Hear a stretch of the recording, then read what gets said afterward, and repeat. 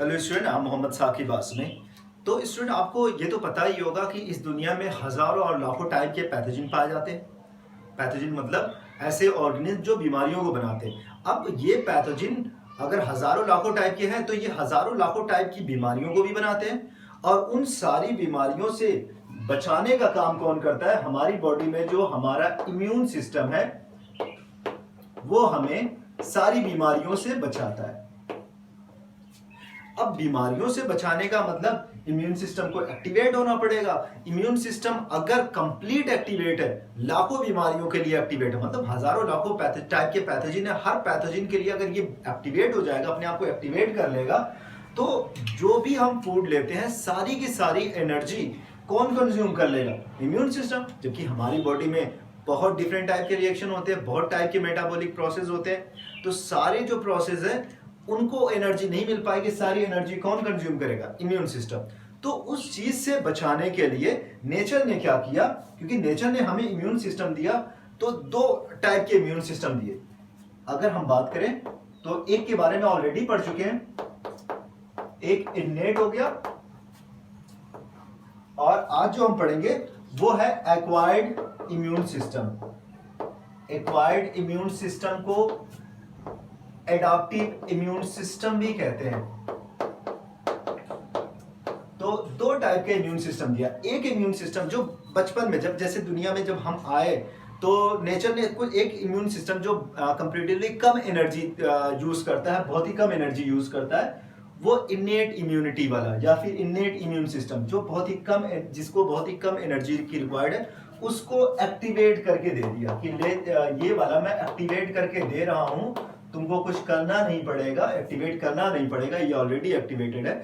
अब ये जाके कम से कम आपको हजारों लाखों बीमारियों से बचाएगा। लेकिन जब वो दुनिया में जब जाओगे तो वहां पे बहुत सारी बीमारियां हैं, और उन सारी बीमारियों से लड़ने के लिए बहुत सारी बीमारियां, कुछ बीमारियां तो इसने कवर कर ली, नेट ने आपको बचा दिया, लेकिन और भी बहुत सारी बीमारियां हैं, उससे कौन बचाएगा? आपको एक्वायर्ड बचाएगा। लेकिन मैं इसे आपको एक्टिवेट करके नहीं दे सकता, क्योंकि अगर मैं पूरा का पूरा एक्टिवेट करके दे दूंगा तो फिर आप क्या करोगे? सॉरी, आप जब दुनिया में जाओगे तो आपको बहुत ज्यादा एनर्जी की जरूरत पड़ेगी, और आपकी बॉडी बड़ी छोटी सी है, और उतनी ही छोटी बॉडी में डिफरेंट टाइप के ऑर्गन सिस्टम प्रेजेंट है। तो सारे ऑर्गन सिस्टम को जब एनर्जी की जरूरत होगी तो फिर एनर्जी तो कम पड़ जाएगी, तुम सारी एनर्जी तो कंज्यूम कर नहीं सकते। तो उसने कहा कि देखो, लाखों टाइप की बीमारियां हैं, सिर्फ आप उसके लिए एक्टिवेट हो जाना जिससे आपका पाला पड़े, मतलब जिससे आपका मुकाबला हो, जो आपकी बॉडी के कांटेक्ट में आ जाए, जो आपकी इम्यून सिस्टम के कांटेक्ट में आ जाए। पैथोजन लाखों टाइप के पैथोजन है, बट जो कांटेक्ट में है उसके लिए आप एक्टिवेट कर लीजिएगा। तो नेचर ने ये कह के हमें ये वाला एक्वायर्ड इम्यूनिटी या फिर एक्वायर्ड इम्यून सिस्टम हमको दिया। अब इस एक्वायर्ड इम्यून सिस्टम को, आई होप कि आपको समझ में आ रहा है, ये एक्वायर्ड इम्यून सिस्टम मतलब क्या होता है? मतलब किसके अगेंस्ट काम करेगा? उस डिजीज के, उस पैथोजन के अगेंस्ट काम करेगा जिससे ये कांटेक्ट में आता है, जिससे इसका एक्सपोजर होता है। मतलब कि आपका acquired immune system pathogen specific होता है, पैथोजन स्पेसिफिक होता है आपका इम्यून सिस्टम। चलो नेक्स्ट चीज, ये मेमोरी भी बनाता है। होता क्या है ना कि आपको अगर एक बार बीमारी हो गई, कोई बीमारी हो गई, जैसे आपको हम अगर बात करें चिकन पॉक्स के बारे में, अगर चिकन पॉक्स आपको हो गया तो जल्दी ये दोबारा नहीं होता। क्यों? ऐसा नहीं है कि वो आपके कांटेक्ट में नहीं आते, बॉडी के कांटेक्ट में नहीं आते। चिकन पॉक्स आते हैं बॉडी के कांटेक्ट में, हमेशा आते हैं, लेकिन एक बार, पहली बार जब ये जाते हैं तो आपकी बॉडी इनको पहचानने में थोड़ा से सोचती है कि यार ये पहली बार कांटेक्ट में आया, कोई पहली बार आया, कोई कैसे देखकर बता देगा कि ये अच्छा आदमी है कि खराब आदमी है, अगर कोई इंसान आपके गांव में जाए।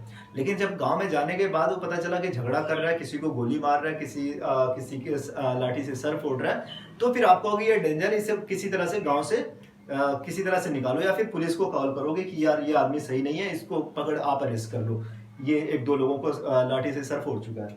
तो चिकन पॉक्स जब आया आपकी बॉडी में तो पहचान नहीं पाया, जब तक लोग पहचाने तब तक ये काफी डैमेज कर चुका था। लेकिन जब दूसरी बार, जब ऐसा नहीं है, हमने कहा कि ये दूसरी बार भी हमारी बॉडी के कांटेक्ट में आया, बहुत बार कांटेक्ट में आया, लेकिन दूसरी बार लोग पहचान चुके, हमारी बॉडी पहचान चुकी है। दूसरी बार जैसे ही ये आता है, हमारी बॉडी इनको क्या कर देती है, सेकंड टाइम पे किल कर देती है। तो पहली बार उसको छोड़ दिया, लेकिन सेकंड टाइम किल कर लिया। तो जब सेकंड टाइम इतनी आसानी से किल कर लिया, मतलब कि तो इसका मतलब जरूर कुछ ना कुछ इसने किया। तो एक चीज ये करता है, ये क्या करता है, ये इनकी मेमोरी को तैयार करता है, मतलब इनको मेमोराइज कर लेता है कि ये वायरस हमारे कांटेक्ट में पहले आ चुका है, इनकी एक तस्वीर बना लो और यहाँ पे लगा दो। जैसे ही कोई ये आदमी दोबारा आएगा, ये वायरस दोबारा आएगा, हम देखेंगे, हमारी बॉडी इम्यून सिस्टम देखेगा उसको और पहचान लेगा कि यार ये तो पहले ही आ चुका है, इस बार आएगा, इस बार वेट नहीं करना है। हम लोग टूट पड़ते हैं इसके ऊपर, ठीक है, या तुरंत पुलिस को कॉल करते हैं, पुलिस आएगी, इसको पकड़ के बाहर लेके जाके पहले से ही अरेस्ट कर देगी कि देखो ये फिर से आ गया। तो मेमोरी तैयार करता है। और दो चीजें यहां पे और समझ में आई, एक तो मेमोरी तैयार करता है, साथ में पहला जो रिस्पॉन्स होता है जिसको हम प्राइमरी इम्यून सिस्टम का, एक्वायर्ड इम्यून सिस्टम का जो प्राइमरी रिस्पॉन्स होता है, फर्स्ट रिस्पॉन्स होता है किसी पैथोजन के अगेंस्ट,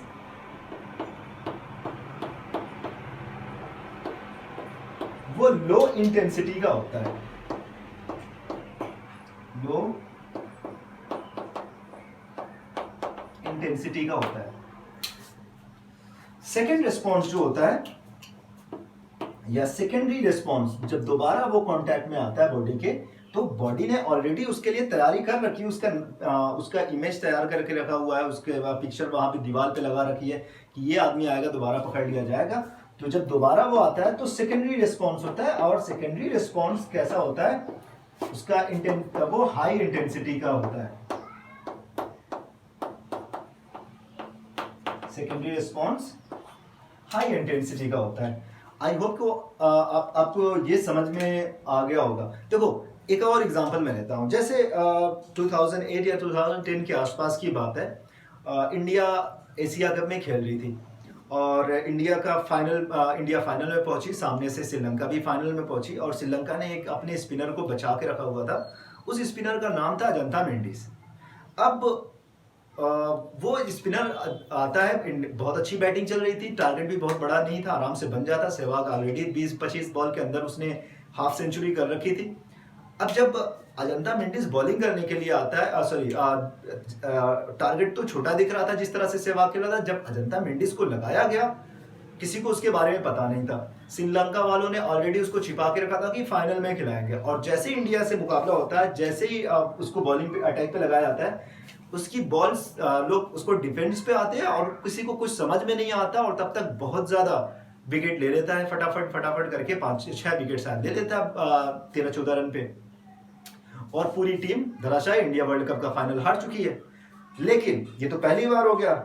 अब अगली बार क्या हुआ कि जब दोबारा इंडिया का मुकाबला श्रीलंका से होता है, सेकंड वाले उसके बाद वाले एशिया कप तक, तब तक अजंता मेंडिस की क्या हाल थी कि वो टीम में इन और आउट हो रहा था। क्यों? क्योंकि स्टार्टिंग में जब आया तो लोग उसको पहचान नहीं पाए, उसकी बॉलिंग को समझ नहीं पाए, 6 बॉल 6 किस्म से कर रहा था। लेकिन जब लोगों ने उसे पहचान लिया तो क्या हो गया कि लोगों ने उसको इस तरह से पीटना शुरू कर दिया जैसे कोई आम बॉलर रहता है।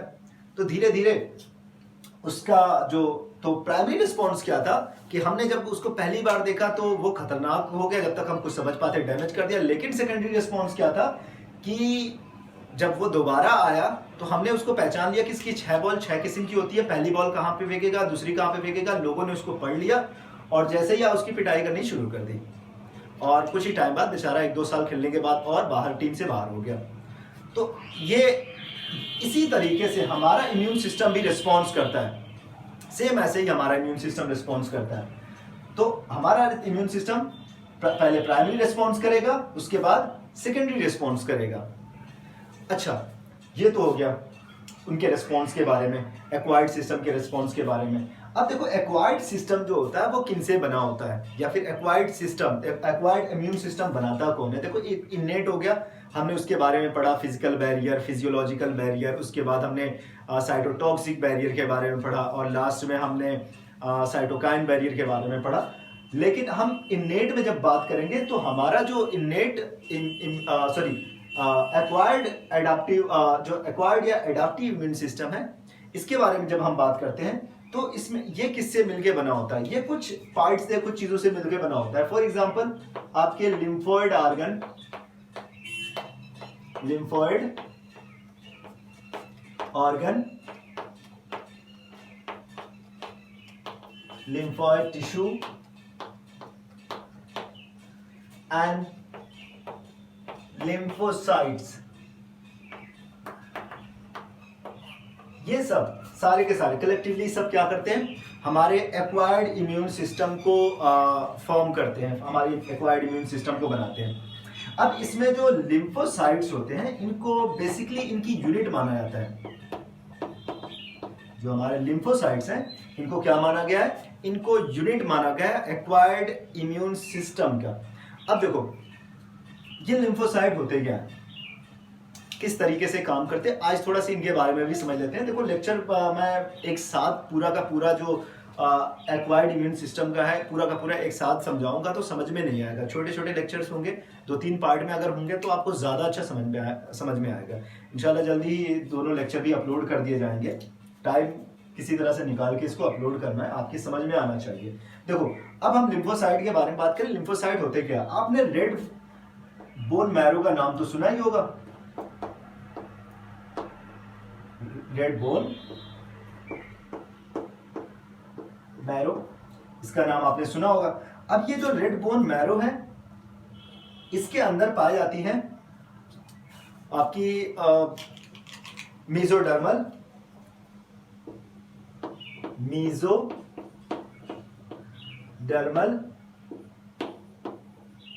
Haemopoietic stem cells, haemopoietic stem cells. अब ये जो मीजोडर्मल हीमोपोइटिक स्टेम सेल्स होती हैं, ये डिवीजन करती हैं, आपकी लिम्फोसाइट को बनाती हैं। आपकी क्या बनाती हैं? लिम्फोसाइट को बनाती हैं। और ये लिम्फोसाइट 2 टाइप के बनते हैं, बट इमेच्योर, मेच्योर नहीं होते, इमेच्योर होते हैं। एक आपका होगा प्री टी लिम्फोसाइट होगा,